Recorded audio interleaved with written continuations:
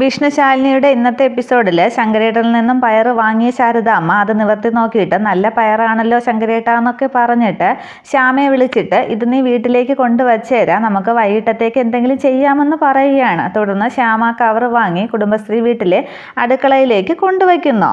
തുടർന്ന് കാണിക്കുന്നത് വിഷ്ണുവിൻ്റെ കട്ടിലൊക്കെ വിരിച്ച് തലേണയൊക്കെ റെഡിയാക്കി വയ്ക്കുകയാണ് ശാലിനി. അന്നേരം ശാലിനി ഇതൊക്കെ ചെയ്യുന്നത് കണ്ട് നോക്കിക്കൊണ്ട് വിഷ്ണു വരുന്നുണ്ട്. എന്നിട്ട് ചുറ്റുമൊക്കെ നോക്കിയിട്ട് ആരുമില്ലാന്ന് ഉറപ്പ് വരുത്തിയിട്ട് ശാലിനിയുടെ അടുത്തേക്ക് പതിയെ ചെല്ലുകയാണ്. അന്നേരം ഇയാൾ എന്താ ഇവിടെ ചെയ്യാൻ പോകുന്നത് എന്ന് ചോദിക്കുകയാണ്. അന്നേരം രാത്രി എല്ലാവരും എന്താ ചെയ്യാൻ പോകുന്നത്, എല്ലാവരും ഉറങ്ങുന്നു, അതുപോലെ ഞാനും ഉറങ്ങാൻ പോവുകയാണ് എന്ന് പറഞ്ഞ് ശാലിനി അങ്ങ് പോകാനായിട്ട് തുടങ്ങുമ്പോൾ ശാലിനിയുടെ കൈക്ക് പിടിച്ച് വിഷ്ണു നിർത്തുകയാണ്. അയ്യോ പോവല്ലേ എന്നും പറഞ്ഞ്. എന്നിട്ട് പറയുകയാണ്, ഇയാൾക്ക് ഇത്ര പെട്ടെന്ന് ഉറക്കം വന്നോ, അവിടെ നിൽക്കുന്നൊക്കെ വിഷ്ണു പറയുകയാണ്. അന്നേരം ശാലിനി പറയുകയാണ്, ഇവിടെ പുര നിറഞ്ഞു നിൽക്കുന്നവളെ പെട്ടെന്ന് കെട്ടിച്ചു വിടാനായിട്ട് വനമൂർത്തി ക്ഷേത്രത്തിൽ നാളെയാണ് കാപ്പ് കെട്ടാൻ പോകുന്നത്. അപ്പോൾ രാവിലെ സത്യാമ്മ സുസ്മിതയുമായിട്ട് പോകും. കിച്ചണിലൊക്കെ കാര്യങ്ങളൊക്കെ ഞാനല്ലേ നോക്കേണ്ടത്, അപ്പോൾ ഞാൻ പോവുകയാണെന്ന് ശാലിനി പറയുകയാണ്. തുടർന്ന് വിഷ്ണു പറയുകയാണ്, എൻ്റെ കാര്യം നേരെ മറിച്ചാണ്, എനിക്കാണെങ്കിലോ ഉറക്കമേ വരുന്നില്ല. അന്നേരം എന്താ കൊതുക് ശല്യമുണ്ടോ എന്ന് ശാലിനി ചോദിക്കുന്നുണ്ട്. തുടർന്ന് വിഷ്ണു പറയുകയാണ്, ഇതും ഒരു കൊതുക് തന്നെയാണ്, ചുരിദാറൊക്കെ ഇട്ട് എൻ്റെ തലയ്ക്ക് മീതെ ഇങ്ങനെ വട്ടം കറങ്ങിക്കൊണ്ടിരിക്കുകയാണെന്ന് ശാലിനി ഇടം കണ്ട് നോക്കിയിട്ട് വിഷ്ണു പറയുന്നുണ്ട്. അന്നേരം വിഷ്ണുവിൻ്റെ ഉദ്ദേശമൊക്കെ ശാലിനിക്ക് അങ്ങ് മനസ്സിലാവുകയാണ്. സത്യത്തിൽ ഇയാളുടെ പ്രശ്നം എന്താണെന്ന് ശാലിനി ചോദിക്കുകയാണ്. അന്നേരം ഞാൻ നേരത്തെ ഒരു കാര്യം ചോദിച്ചിരുന്നു, അത് കിട്ടിയിരുന്നെങ്കിൽ എന്ന് വിഷ്ണു ഇങ്ങനെ ശാലിനി നോക്കി പറയുകയാണ്. അന്നേരം ശാലിനി പറയുകയാണ്, ആ പേപ്പർ എവിടെയെന്ന്. അന്നേരം പേപ്പറിൽ എനിക്ക് പൊതിഞ്ഞൊന്നും തരണ്ട, നേരിട്ടിഞ്ഞ് തന്നാൽ മതി എന്ന് വിഷ്ണു പറയുകയാണ്. അയ്യോ അതിനല്ല, ഞാനൊരു എക്സാം ഇട്ടില്ലേ, അതിൽ പാസ്സായാൽ തരാമെന്ന്. അന്നേരം പിന്നെ ഒരു പേപ്പർ 3ആയിട്ട് കീറിയാലല്ലേ മുദ്ദുകാവൂ, എനിക്കതൊന്നും വേണ്ട, എനിക്കിങ്ങോട്ട് തന്നേന്നും പറഞ്ഞ് വിഷ്ണു ഒന്ന് ചിണുങ്ങിയാണ്. അന്നേരം ഞാൻ പോകുന്നു, ആദ്യം ടെസ്റ്റ് പാസ്സായിട്ട് വാന്നും പറഞ്ഞ് ശാലിനി വീണ്ടും പോവുകയാണ്. തുടർന്ന് വിഷ്ണു പറയുകയാണ്, ഞാനൊരു ചോദ്യം ചോദിക്കാം, അതിനെനിക്ക് ശരിയായ ഉത്തരം തരുമോ എന്ന്. അന്നേരം ആ ചോദിക്ക് എന്ന് പറഞ്ഞ് ശാലിനി ഇരിക്കുകയാണ്. അന്നേരം ശാലിനിയുടെ കൈ പിടിച്ചിട്ട് വിഷ്ണു പറയുകയാണ്, ഇടത് കൈ കൊണ്ട് തൊടാം, വലത് കൈ കൊണ്ട് തൊടാൻ പറ്റില്ല, എന്താണെന്ന് പറയാമോ എന്ന്. അന്നേരം വിഷ്ണു പറഞ്ഞ ചോദ്യം ഒന്നുകൂടെ ആവർത്തിച്ച് ശാലിനി അങ്ങ് ആലോചിക്കുന്നുണ്ട്. അന്നേരം വിഷ്ണു ദേഷ്യപ്പെടുകയാണ്, ഒന്ന് പെട്ടെന്ന് പറയുന്നുണ്ടോ, ഇയാൾ വലിയ IAS പഠിക്കുകയല്ലേ, എന്നിട്ട് ഈ സിമ്പിൾ ചോദ്യത്തിന് ആൻസർ പറയാൻ പറ്റില്ലേ എന്നും പറഞ്ഞ് വിഷ്ണു കളിയാക്കുന്നുണ്ട്. ആകെ കൺഫ്യൂഷനിലാകുന്ന ശാലിനി രണ്ട് കൈയും പൊക്കി പിടിച്ച് ഇടത് കൈ കൊണ്ട് തൊടാം, വലത് കൈ കൊണ്ട് തൊടാൻ പറ്റില്ല എന്നൊക്കെ വീണ്ടും ആലോചിക്കുന്നുണ്ട്. അന്നേരം പെട്ടെന്ന് പറയുന്നുണ്ടോ, ഇതിപ്പോൾ നാളെ നേരം വെളുക്കുമോ എന്നൊക്കെ പറഞ്ഞ് ശാലിനിയെ ദേഷ്യം പിടിപ്പിക്കാനായിട്ട് വിഷ്ണു ശ്രമിക്കുന്നുണ്ട്. അവസാനം ശാലിനി തോൽവി സമ്മതിക്കുകയാണ്. എനിക്കറിയില്ല, ഇയാൾ പറഞ്ഞെന്നും പറഞ്ഞ് ശാലിനി നിൽക്കുന്നുണ്ട്. അപ്പോൾ ഇയാൾ തോൽവി സമ്മതിച്ചല്ലേ, വലത് കൈയിലെ മുട്ടാണ് അതിനുത്തരം. അന്നേരം വലത് കൈയിലെ മുട്ടോന്നും പറഞ്ഞ് ശാലിനി അന്തം വിട്ട് നിൽക്കുന്നുണ്ട്. അതെ, ഞാൻ പറഞ്ഞ ശരിയാണ്, അല്ലെങ്കിൽ ഇയാൾ വലത് കൈയുടെ മുട്ട് ആ വലത് കൈ വെച്ച് എന്നെ തൊടാൻ ശ്രമിച്ചേ. അന്നേരം രണ്ട് കൈയും ഉയർത്തിപ്പിടിച്ച് ശാലിനി അങ്ങനെയൊക്കെ ശ്രമിക്കുകയാണ്.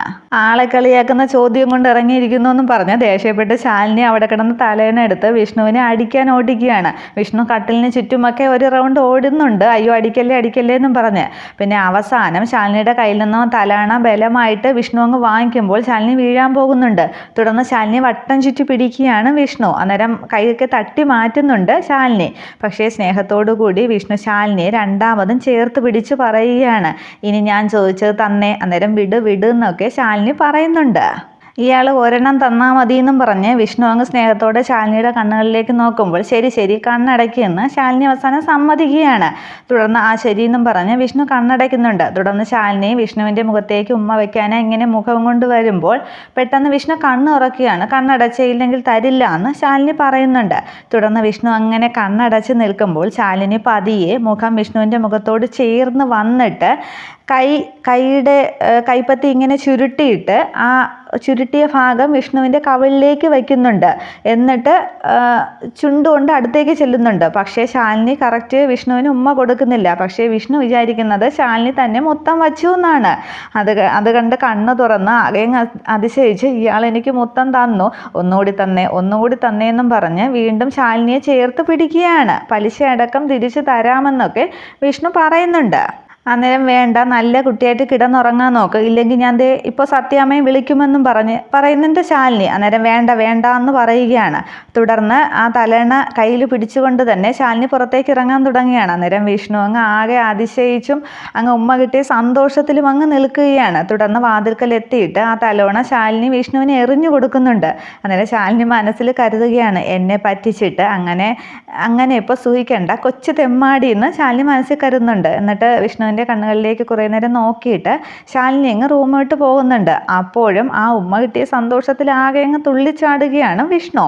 പിന്നീട് തിരികെ റൂമിലെത്തിയ ശാലിനി ആ മുത്തം കൊടുക്കുന്നത് ഓർക്കുന്നുണ്ട്, വിഷ്ണുവിനെ പറ്റിച്ചത്. എന്നിട്ട് ശാലിനി മനസ്സിൽ പറയുന്നുണ്ട്, പാവം പറ്റിക്കണ്ടായിരുന്നു എന്ന്. ഇതേസമയം ആ രാത്രി തന്നെ ആകെ വഴക്ക് പറയുകയാണ് രാജേശ്വരി ബാലചന്ദ്രനെ ശങ്കരൻ്റെ കയ്യിൽ ആ പാമ്പിൻ കൂടെ കൊടുത്തു വിട്ടതിൽ.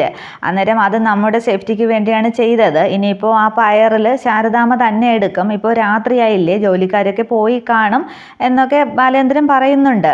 നമ്മൾ ഇതിലേക്ക് അന്വേഷണം വരില്ല, ശങ്കരേട്ടനിലേക്കല്ലേ അന്വേഷണം പോകുന്നൊക്കെ, പിടിക്കപ്പെട്ടാലും ബാലചന്ദ്രൻ പറയുന്നുണ്ട്. അന്നേരം അത് ഇനി ശ്യാമയാണ് എടുക്കുന്നതെങ്കിലോ എന്ന് രാജേശ്വരി ചോദിക്കുകയാണ്. അതിപ്പോൾ എടുത്താലും നമുക്ക് പ്രയോജനം തന്നെയാണല്ലോ, ശാരദാമ്മ മരിച്ചാലും ശ്യാമ മരിച്ചാലും നമുക്ക് ഉപയോഗമാണ്. ശ്യാമയാണ് ഇനി മരിക്കുന്നതെങ്കിലും ശാരദാമ്മ തകരും, അപ്പോൾ പിന്നെ കുടുംബശ്രീ നമുക്ക് സ്വന്തമാകും എന്നൊക്കെ ബാലചന്ദ്രൻ ചേച്ചിയോട് പറയുന്നുണ്ട്. രണ്ടുപേരാണ് ഇന്ന് ശാരദാമ്മയുടെ വീട്ടിൽ ഉറങ്ങാൻ കിടക്കുന്നത്. അതിൽ ഒരാൾ മാത്രമേ നാളെ നടന്ന് പുറത്തേക്ക് ഇറങ്ങൂ, മറ്റൊരാളെ ശവമായിട്ടായിരിക്കും പുറത്തേക്ക് എടുക്കുന്നത് എന്നൊക്കെ ബാലചന്ദ്രൻ പറയുമ്പോൾ രാജേശ്വരിക്കങ്ങ് ആത്മവിശ്വാസം കൂടുകയും സന്തോഷമാകുകയും ചെയ്യുന്നുണ്ട്. ഇതേസമയം ശാരദാമ്മയുടെ അടുക്കളയിൽ അരി തിളച്ച് തൂകുന്നത് കണ്ട് ശാരദാമ്മ ഓടി വരികയാണ്, ശ്യാമയും വഴക്ക് പറഞ്ഞുകൊണ്ട് ഈ പെണ്ണിത് എവിടെ പോയി കിടക്കുകയാണെന്നും പറഞ്ഞ്. അതേസമയത്ത് പാമ്പിൻ കൂടയിൽ നിന്നും ആ പാമ്പ് പുറത്തേക്ക് ആ മേശപ്പുറത്തേക്ക് ഇറങ്ങി താഴേക്ക് ഇറങ്ങി പോകുന്നുണ്ട്. ആ മേശയുടെ തൊട്ട് താഴെ തന്നെ പാമ്പ് ഇറങ്ങി കിടക്കുകയാണ്. ഈ സമയത്ത് ശ്യാമ വരുന്നുണ്ട്, അമ്മ എന്തിനാ ബഹളം ഉണ്ടാക്കുന്നതെന്നും പറഞ്ഞ്. അന്നേരം നീ മൊബൈൽ തോണ്ടാൻ പോയതല്ലേ, എത്ര നേരമായി ഞാൻ വിളിക്കുന്നു, അത്താഴത്തിനൊന്നും ഉണ്ടാക്കിയിട്ടില്ല, ആ പയർ എടുത്തൊന്ന് ഒടിച്ച് വയ്ക്ക്, മെഴുക്ക് പുരട്ടി ഉണ്ടാക്കാമെന്ന് ശാരദാമ്മ ശ്യാമയോട് പറയുകയാണ്. തുടർന്ന് ശ്യാമ പയറിനടുത്തേക്ക് പോവുകയാണ്. ഇതേസമയം മേശയുടെ താഴെ തറയിൽ നിന്നും പാമ്പിങ്ങനെ പത്തി വിടർത്തി ശ്യാമയുടെ കാലിന് നേരെ നിൽക്കുന്നുണ്ട്. പെട്ടെന്ന് ശാന്ത കുറെ കറികളുമായിട്ട് വരികയാണ്. കറികളെല്ലാം ബാക്കി വന്നു എന്നും പറഞ്ഞ്.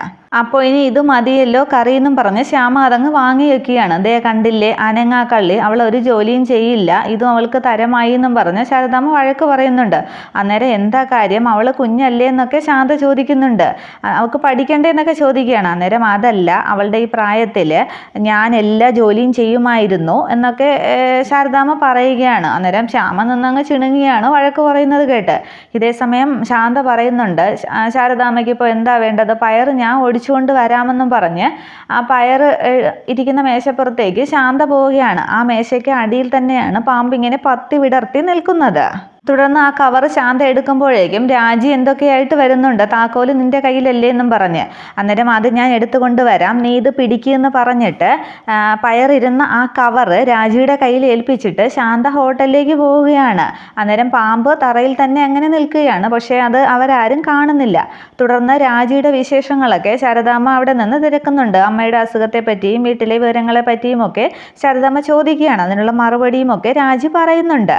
തുടർന്ന് ശാന്ത ഹോട്ടലിൻ്റെ താക്കോല് കൊണ്ടുവന്ന് ശാരദാമ്മയെ ഏൽപ്പിച്ചിട്ട് അവരവിടെ നിന്നും പോവുകയാണ്. അന്നേരം രാജി തിരിച്ച് ആ പാമ്പിൻ്റെ കൂടെ ഇരുന്ന പയറിരുന്ന കവർ ശാന്ത ഏൽപ്പിക്കുന്നുണ്ട്. രാജി അവിടെ ഇരുന്ന വേറൊരു കവറും എടുത്ത് അവരുടെ വീട്ടിലേക്ക് പോകുന്നു.